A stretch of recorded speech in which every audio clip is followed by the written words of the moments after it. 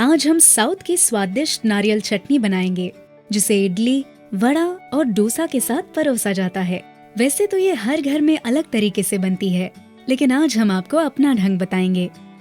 चटनी बनाने के लिए हमें चाहिए नारियल, दरिया दाल, नमक, 1 अदरक, 2 हरी मिर्च, कड़ी पत्ता, हींग, उड़द दाल, राई, तेल और नारियल पानी।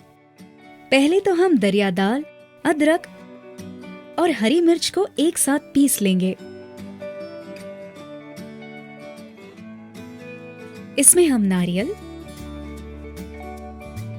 नारियल पानी और नमक को मिलाएंगे।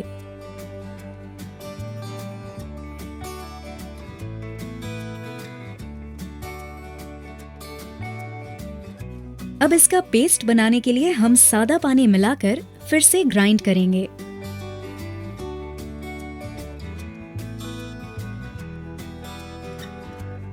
चटनी तो तैयार है, लेकिन परोसने के लिए हम नारियल का खोल लेंगे।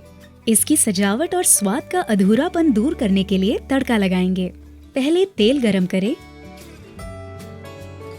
कुछ देर बाद राई और उड़द दाल डालें।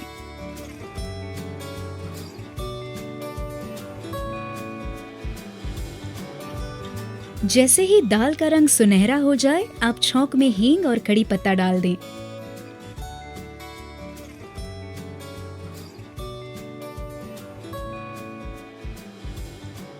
अब पूरी हुई हमारी ये रेसिपी।